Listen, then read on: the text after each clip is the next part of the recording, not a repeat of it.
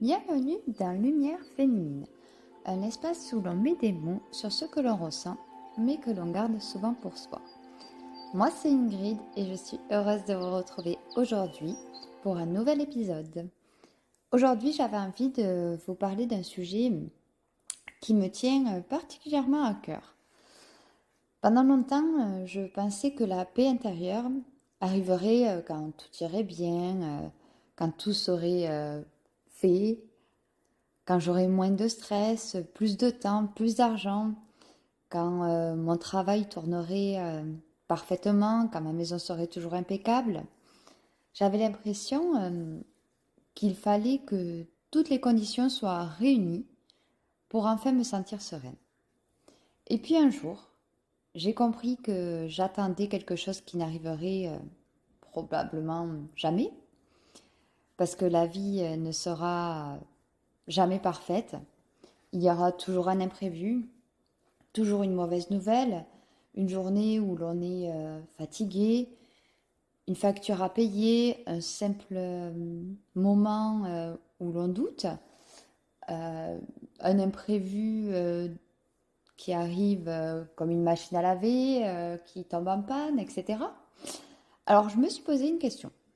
Et si la paix intérieure ne dépendait pas de tout ce qui m'entoure, mais plutôt de la façon dont je choisis de vivre les choses. À partir de ce moment-là, j'ai commencé à changer certaines habitudes, pas du jour au lendemain, hein, bien sûr.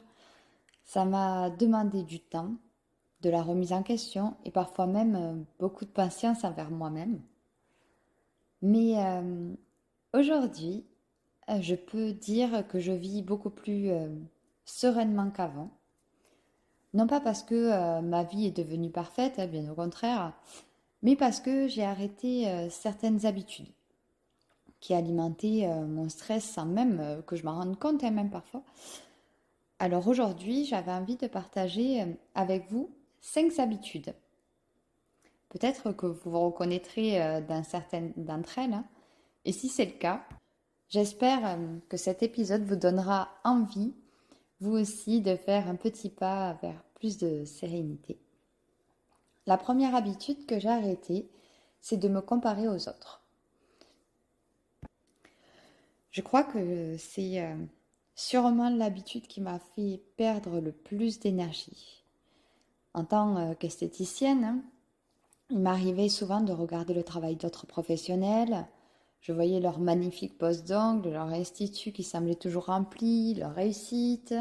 Je me disais sur Instagram souvent, mais comment ça se fait qu'elles ont autant de clientes alors que moi, j'en ai pas autant. Je me disais qu'elles faisaient mieux que moi, qu'elles avaient plus d'expérience, qu'elles réussissaient davantage. Et le problème avec la comparaison, c'est qu'on regarde souvent uniquement la vitrine des autres. On ne voit pas leurs doutes, on ne voit pas leurs difficultés, on ne voit pas les journées où elles se demandent si elles vont y arriver, hein. On compare souvent nos coulisses avec le meilleur moment de vie des autres. Et ce n'est pas une comparaison juste. Petit à petit, j'ai compris que pendant que je regardais le chemin des autres, j'oubliais complètement de regarder le mien. Pourtant, moi aussi j'avançais, hein, moi aussi j'apprenais, moi aussi je construisais quelque chose à mon rythme, certes, mais j'avançais. Aujourd'hui, je regarde encore ce qu'ont fait les autres parce que on peut toujours s'inspirer de personnes qui nous motivent, hein, mais je ne laisse plus cette comparaison définir ma valeur. Parce que ma seule comparaison aujourd'hui, c'est la personne que j'étais hier et celle que je serai demain. La deuxième habitude qui a vraiment changé les choses pour moi, c'est d'arrêter de vouloir être parfaite. Pendant longtemps, j'ai été très exigeante avec moi-même. J'avais l'impression qu'il fallait toujours que tout soit impeccable, que mon travail soit irréprochable, que ma maison soit toujours propre, que je donne toujours la meilleure image possible. Et au fond, c'était épuisant. Je me mettais une pression que personne ne m'imposait réellement. Je me l'imposais juste à moi-même. C'était moi qui pensais qu'il fallait être parfaite pour être une bonne professionnelle, une bonne personne ou simplement pour avoir de la valeur. Avec le temps, j'ai compris que cette recherche de perfection ne m'apportait pas plus de bonheur que ça. Au contraire, elle me faisait culpabiliser pour des choses qui aujourd'hui me paraissent tellement insignifiantes. Je vais vous donner un exemple très simple. Avant, si je ne passais pas l'aspirateur pendant 2 jours, je pouvais culpabiliser. J'avais l'impression que ce n'était pas normal, qu'il fallait absolument que tout soit impeccable. Ou je me disais, ben, il y a des poils à la maison parce que j'ai 2 chats maintenant. Mais avant, j'avais que Simba. Il y avait des poils partout par terre. Je me disais, mais mince alors, j'ai pas le temps de le faire. Je culpabilisais, mais énormément, jusqu'au point où même dans mon travail, j'avais cette idée dans la tête, mais même ce soir, je rentre à 20h, tant pis, je vais passer l'aspirateur, quoi. Aujourd'hui, je vois les choses différemment. Si je n'ai pas passé l'aspirateur depuis 2 jours, ce n'est pas du laisser aller, hein, c'est simplement que j'ai eu moins de temps ou que j'étais fatiguée et ce n'est pas grave. Je le ferai un peu plus tard parce que ma valeur ne dépend pas d'un sol parfaitement propre, hein. C'est un exemple parmi tant d'autres.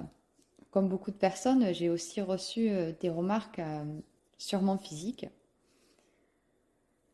Avant, elles pouvaient vraiment me toucher. Je pensais et je passais énormément de temps à y penser, à me demander si les autres avaient raison. Aujourd'hui, ces remarques ont beaucoup moins de pouvoir sur moi, hein. C'était des remarques dans le sens où je suis quelqu'un de très grand et très fin. Je suis pas très costaud, quoi, disons. Je ne l'ai jamais été et je pense que je le serai probablement jamais, malgré toute la bonne volonté que je mets à aller à la salle de sport, à manger énormément pour avoir un peu de masse qui reste, mais mon physique ne le veut pas. Ça, c'est un point, un autre point, un autre sujet encore. Mais voilà, je recevais beaucoup de remarques du fait que souvent, des fois, on peut voir mes os, du fait que j'étais soit anorexique pour eux, un sac d'os, une asperge, et j'en passe, hein. Avant, ça me touchait énormément, ce genre de choses. Maintenant, plus du tout. Non pas parce que je suis devenue insensible, hein, mais parce que j'ai compris qu'on trouvera toujours quelqu'un pour nous critiquer. Et si je passe ma vie à essayer de répondre aux attentes de tout le monde, je finirai par oublier qui je suis. Je crois qu'il y a une phrase qui résume très bien ce que j'ai appris. Être parfaite n'est pas un objectif atteignable. Être en paix avec soi-même, en revanche, ça l'est. Et honnêtement, depuis que j'ai arrêté de vouloir être parfaite à tout prix, je me sens beaucoup, mais alors beaucoup plus légère. Je fais toujours de mon mieux, hein, je ne dis pas, je ne suis pas parfaite, comme je vous dis. J'aime toujours le travail bien fait, mais je n'ai plus besoin que tout soit parfait pour me sentir bien. Et ça fait une énorme différence. La troisième habitude, c'est d'arrêter de vouloir tout contrôler. Et ça, c'est une habitude qui est bien ancrée depuis des années et des années. Et pour vous dire, c'est très compliqué encore même aujourd'hui de passer outre, mais on y arrive petit à petit. S'il y a bien une chose qui me fatiguait énormément, c'était de vouloir tout contrôler. Je voulais que tout se passe comme je l'avais prévu, que rien ne change, qu'il n'y avait aucune place en fait à l'imprévu. Parce que dans ma tête, si tout était sous contrôle, alors je serais rassurée. Mais la réalité, c'est que la vie ne fonctionne pas comme ça. Il y aura toujours quelque chose qu'on ne peut pas prévoir, un changement de programme de dernière minute, une mauvaise nouvelle, une dépense imprévue, une personne qui nous déçoit. Et plus j'essayais de tout contrôler, plus je me rendais compte que j'étais stressée. Comme si je portais tout le poids du monde sur mes épaules. Avec le temps, j'ai compris une chose toute simple, hein. Vouloir tout contrôler ne m'empêchait pas de vivre des difficultés. Ça m'empêchait simplement de profiter des moments où tout allait bien. Comme, par exemple, des vacances, hein. Des vacances où je planifiais tout le temps et au final, je me rends compte, avec le recul, que si on fait quelque chose au dernier moment, c'est pas grave.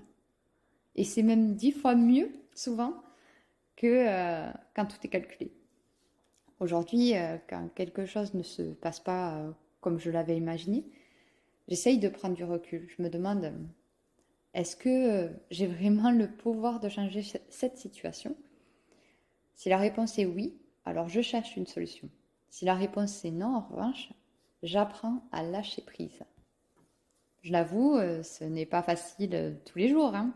Je ne vais pas vous dire que je n'ai plus jamais besoin de tout contrôler, quoi que ce soit. Ce serait faux. Mais aujourd'hui, je me fais davantage confiance. Je sais que même si les choses ne se passent pas comme prévu, je trouverai une solution. Et finalement, c'est peut-être ça, la vraie confiance. Ce n'est pas croire que tout ira bien, c'est croire qu'on sera capable de faire face, même quand tout ne se passera pas comme on l'avait imaginé. Depuis que j'ai compris ça, je me sens beaucoup plus libre. Je n'ai plus besoin que tout soit parfait pour être sereine. Je sais que je ne contrôle pas du tout. Et finalement, c'est très bien comme ça. La quatrième habitude qui m'a fait énormément de bien, c'est d'arrêter de laisser le stress diriger ma vie. Pendant longtemps, j'ai vécu avec cette impression qu'il fallait toujours m'inquiéter pour l'argent, pour le travail, pour l'avenir, comme si le stress pouvait me protéger de ce qui allait arriver. Avec le temps, je me suis rendu compte d'une chose, le stress ne règle aucun problème. Bien au contraire, il nous épuise. Bien sûr, il y a des situations qui demandent de réfléchir, hein. Des moments où il faut trouver des solutions. Je ne suis pas en train de vous dire qu'il faut vivre comme si tout était parfait, mais j'ai compris qu'il y avait une énorme différence entre chercher une solution et vivre en permanence avec une boule au ventre. Aujourd'hui, je travaille beaucoup, j'ai mon institut, et en ce moment, je travaille aussi dans un autre institut. Oui, parce que je ne fais pas que des podcasts, hein. Ça fait de grosses journées. Mais je sais pourquoi je le fais. Je le fais parce que ça me permet d'être plus sereine financièrement. Et finalement, ce choix me procure plus de paix que de rester chez moi à m'inquiéter sans agir. Quand une difficulté se présente aujourd'hui, j'essaie de me poser une question très simple. Est-ce que je peux faire quelque chose? Si oui, je passe à l'action. Sinon, j'essaie de ne pas laisser cette inquiétude prendre toute la place. Parce que je me suis rendu compte qu'il y a presque toujours une solution. Parfois, elle n'arrive pas tout de suite, parfois elle demande du temps, mais rester stressée du matin au soir ne la fera pas arriver plus vite. Et surtout, j'ai compris que je ne voulais plus passer ma vie avec cette sensation d'avoir toujours un nœud dans le ventre. Parce que de un, ce n'est pas vraiment vivre et ce n'est pas une vie. Je veux profiter des bons moments, je veux rire avec les personnes que j'aime, je veux apprécier les petites choses du quotidien et je refuse de laisser le stress me voler tous ces moments. Aujourd'hui, j'ai encore des inquiétudes, hein, comme tout le monde. La différence, c'est que je ne les laisse plus décider à ma place. Et ça y fait énormément. Et enfin, à la cinquième habitude, j'ai arrêté de m'oublier pour faire plaisir aux autres.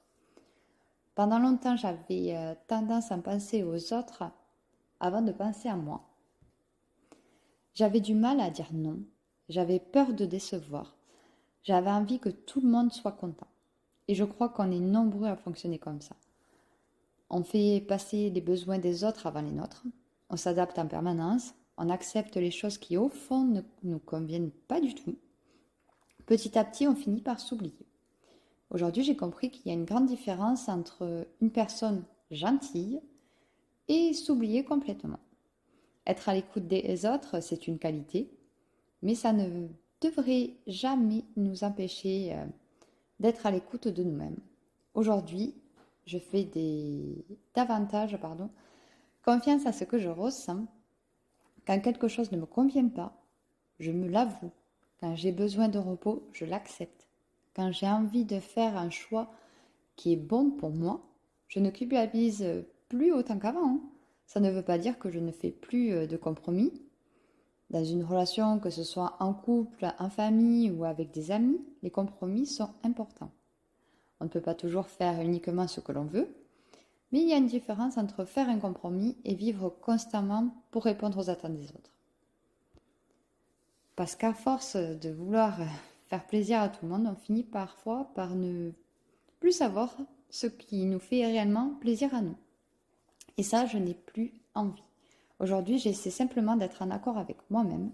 Je fais des erreurs, je doute encore, mais au moins les décisions que je prends me ressemblent. Et je crois que c'est ça qui m'apporte le plus de sérénité.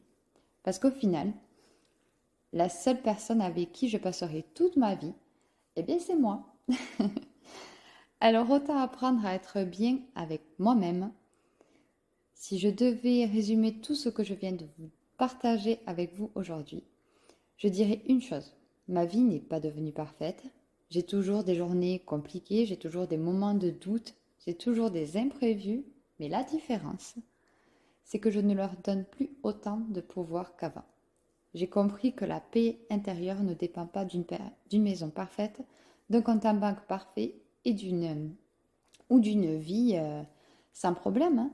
Elle dépend surtout de la façon dont on choisit de traverser les épreuves.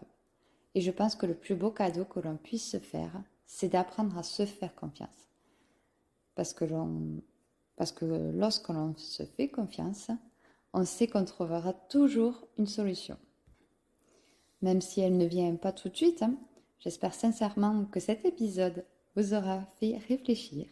Et si vous vous êtes reconnu dans certaines de ces habitudes, dites-vous qu'il n'est jamais trop tard pour changer les choses, un petit pas après l'autre.